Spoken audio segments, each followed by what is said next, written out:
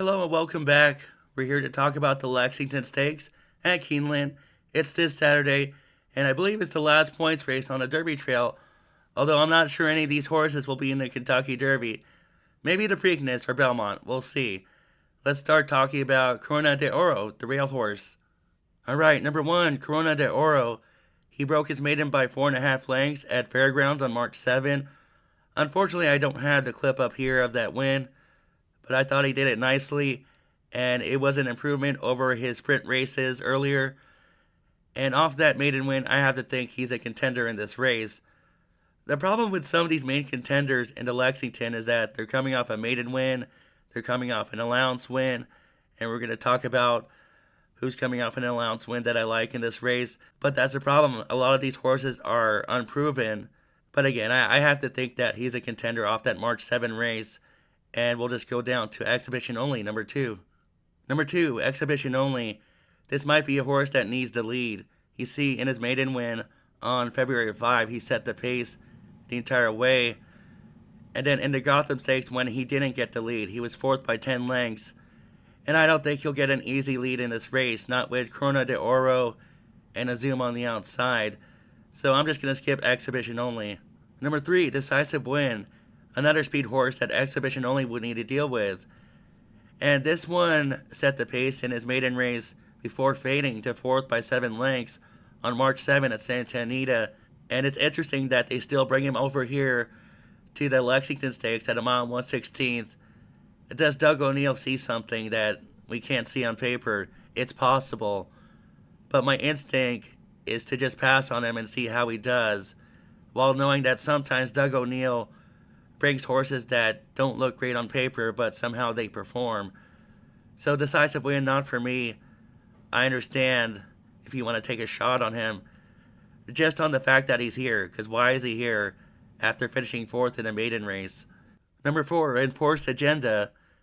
You see, he was third in the Jerome Stakes on January 3 at Aqueduct, and he broke his maiden on that course back in November.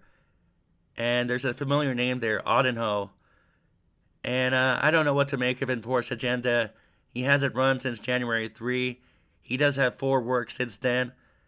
Is 4 works enough? Well, he has also the January 24 work. I feel like I'd want to see more works from him. And I'm just going to pass on him for now and see how he does in this race. Down to number 5, Mr. T. And I don't know what to make of him either. He broke his maiden at Indianapolis, Horseshoe Indianapolis. And then he won a minor stakes race for state breds. And he won 2 of them, actually, before switching to a different trainer. I'm unfamiliar with the new trainer, and I just have to see how he does in this race first before trusting him at this level. So, Mr. T, not for me. Number 6, Ramblin', probably not for me either. He was 5th by 10 lengths in the Black Gold Stakes, and he broke his maiden in a maiden optional claimer at Fairgrounds. They were both on turf.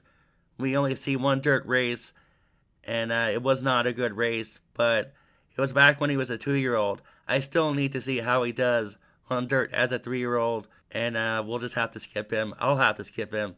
Ramblin' is not for me in this race. Number 7, The Hell We Did. Finally, we get to see a race replay, and we have it up here. And surprisingly, he's not the one on the lead right now. He's the one moving on the outside. The Hell We Did has the white blaze. The jockey's wearing a yellow cap. And he just moves into the lead under his own power. The jockey did nudge him a little bit, but at this point, he's just running on his own power. And he's demolishing this field. Again, it's Sunland Park, though. I'm sure he didn't beat anything in that field of substance. But I like the way that he did it. And his pedigree. This is a familiar pedigree. Down here you see Rose's Dessert.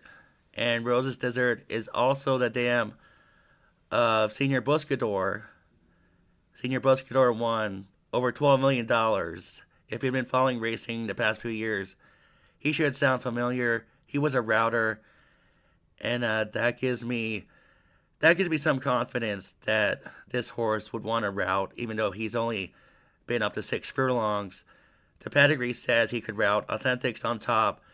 And again, it's the same dam as for Senior Buscador. It's still a question mark, though, and he still has to prove it. but I don't think he's going to be the favorite in this race.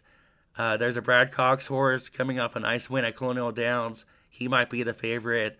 And I talked about Corona de Oro on the rail. So I don't think this horse will be the favorite, especially with Taunt Fisher. I don't think the public will run out to bet him.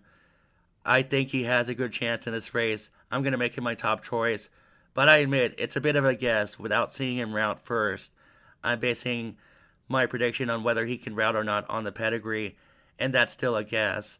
But Luis Saez comes on board, and I'm going to make him my top choice in this race. Number 8, Trendsetter. This is another one I might have to pass on. He was third in the Rushway on Synthetic on March 21, and before that, he was fourth in an ungraded stakes race. I think it's a spectacular bid at Laurel Park, and he just looks outclassed in this race. I'm going to pass on Trendsetter. Number 9, Azum. He has a fantastic maiden win. He broke his maiden by 19 lengths at Colonial Downs. And we have the clip up here. Azum is not hard to spot. He's a great horse in front. And he's just moving under his own power at this point. He's going to crush the field. And I'm sure there wasn't anything of substance in this field either at Colonial Downs. But obviously, Azum has talent. And he just absolutely demolishes whoever's behind him. And he's just going to win easily. So it's what you want to see from a nice horse that wins at Colonial Downs. Can he transfer that to Keeneland in a stakes race, the Lexington Stakes? I'm sure he'll run well. He's going to be overbet, though, because Brad Cox trains him. Flavian Pratt hops on board. And that just seems like the recipe to be overbet off a maiden win. He could win this race.